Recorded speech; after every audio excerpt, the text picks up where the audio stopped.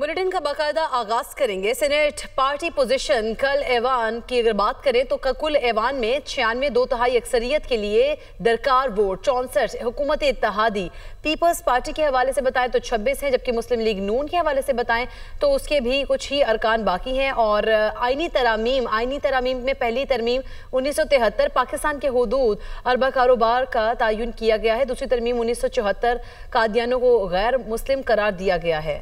आपको बता रहे हैं पीपल्स पार्टी ने आर्टिकल 243 में तरमीम की हिमायत कर दी है और NFC में तब्दीली की मुखालफत कर दी है। पीपल्स पार्टी के ऐलान के बाद आज होने वाला काबीना इजलास मनसूख कर दिया गया है। पीपल्स पार्टी ने महकमों की सूबों से विफाक को मुंतकली की मुखालफत कर दी। 2/3 अक्सरियत के लिए पीपल्स पार्टी की हिमायत लाजमी है। पीपल्स पार्टी की सेंट्रल एग्जीक्यूटिव कमेटी आईनी अदालतों के मामले पर आज फिर बैठेगी। प्लान के मुताबिक आईनी तरमीम का बिल आज काबीना से मंजूर के बाद सेनेट में पेश होना था।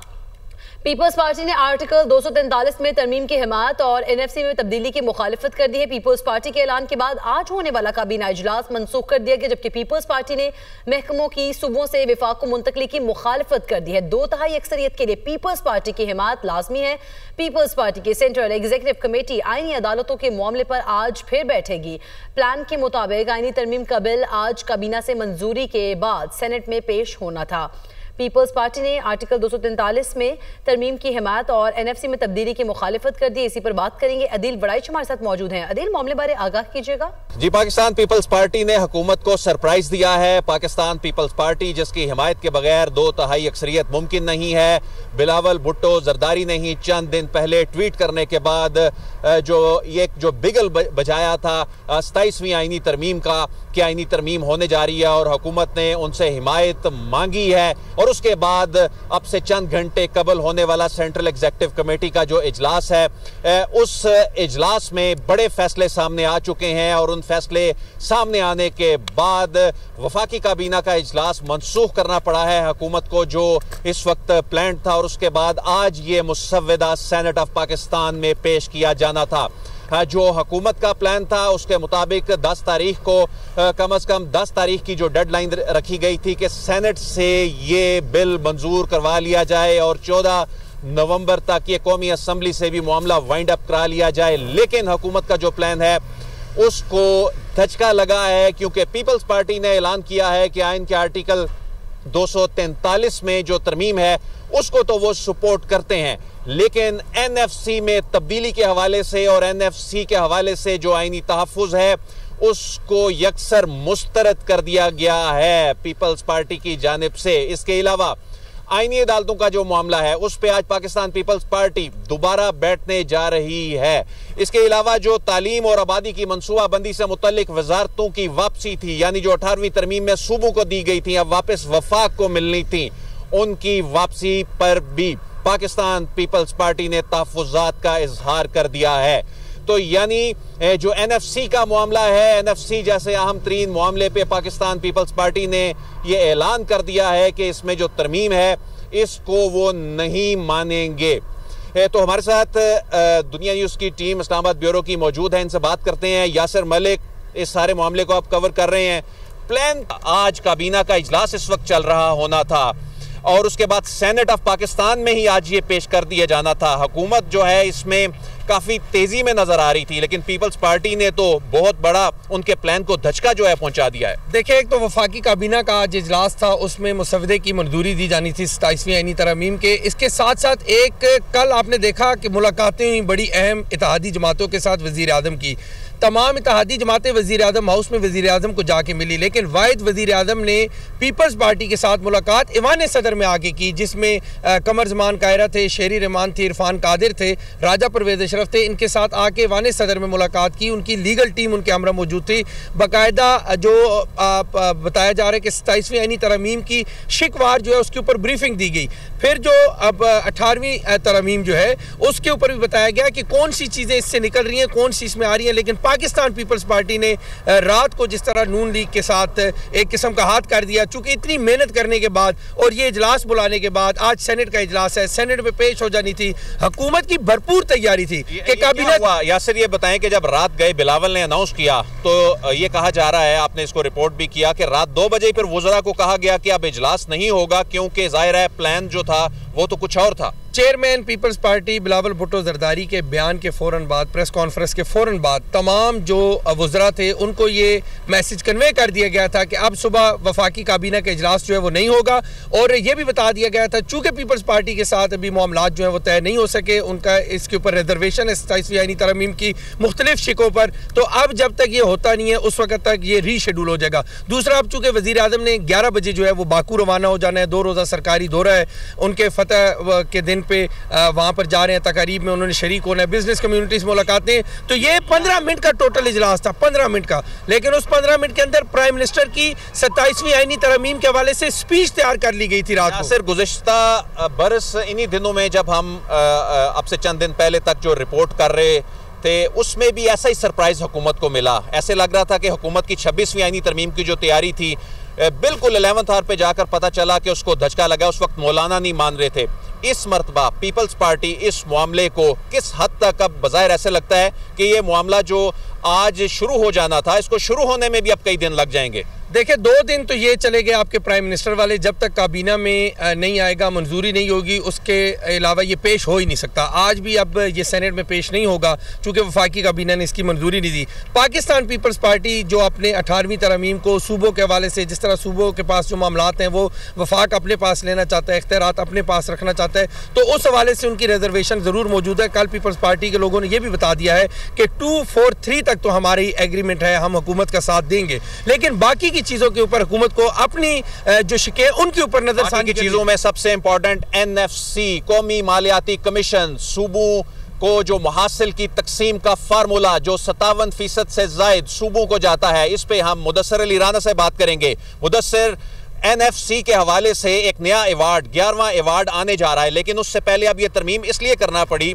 कि 163A ये कहता है कि नया अवार्ड जो है पहले वाले अवार्ड से कम नहीं किया जा सकता। हिस्सा सूबों का बढ़ाया तो जा सकता है, कम नहीं किया जा सकता।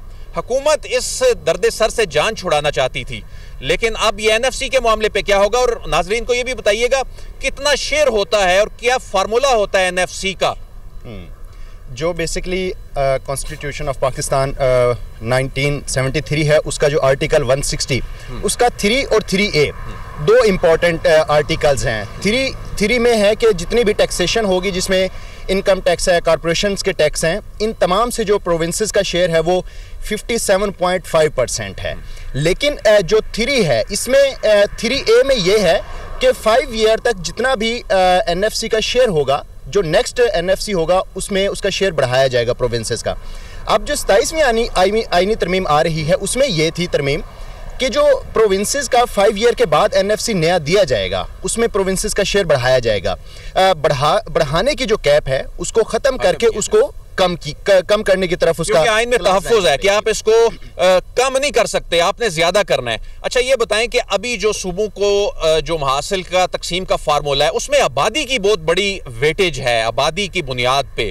तो अब ऐसा कौन सा मैकेनिज्म बनाने की तैयारियां हो रही हैं? और एक जानिब NFC का 11वां अवार्ड तश्कील देने के हवाले से भी चीजें जो हैं वो चल रही हैं। 18 को इजलास बुलाया गया, लेकिन ये सारी चीजें डिस्टर्ब होकर रह गई हैं। ये बेसिकली जो फार्मूला चेंज किया जा रहा है, ये पॉपुलेशन की बेस पे ही चेंज, क्योंकि 82% है पॉपुलेशन का इसमें शेयर। तो अब इस लिहाज से पंजाब को और सिंध को वाज़े तौर पे कमी देखना पड़ेगी, क्योंकि जो नया NFC का फार्मूला है उसमें तकरीबन जो पॉपुलेशन शेयर है वो 60% करने का प्रपोजल है। जब 82% से 60% पे आ जाएगा तो सिंध और पंजाब को काफ़ी आप देखेंगे कि उनका जो शेयर है वो कम हो जाएगा। ऑलरेडी जब पंजाब एक बड़ा यही वजह है कि सूबे जो हैं वो मानने के लिए तैयार नहीं। ख़ास तौर पे जो सिंध है उसकी जानिब से, सिंध हुकूमत की जानिब से बड़ी मुज़ाहमत देखने को मिल रही है, पाकिस्तान पीपल्स पार्टी की जानिब से मुज़ाहमत देखने को मिल रही है। तो जो NFC का जो मामला है, इसके हवाले से तो बड़ा कैटेगोरिकली बिलावल की जानिब से ये कहा गया कि वो इसमें तब्दीली को मुस्तरद करते हैं। साथ ही साथ पार्टी की तरफ से मुखालिफत देखने को मिल रही है। अदील, आपने तफसीलन आगाह किया, आपका शुक्रिया। एनएफसी फार्मूले में तब्दीली की तजवीज़ पीपल्स पार्टी ने मुस्तरद कर दी। Chairman peoples party Bilawal Bhutto की सीई इजलास के बाद मीडिया से गुफ्तगू। कहा, आर्टिकल 243 में तरमीम की तजवीज़ सीईसी ने मंजूर की है, बाकी तजवीज़ पूरी तरह मुस्तरद कर दी है। आर्टिकल 243 में हुकूमत ने तब्दीलियाँ लाने का सोचा है। नून लीग के वफ्द ने 27वीं आईनी तरमीम पर हिमायत की बात की। हम इस तजवीज़ की हिमायत के लिए तैयार नहीं।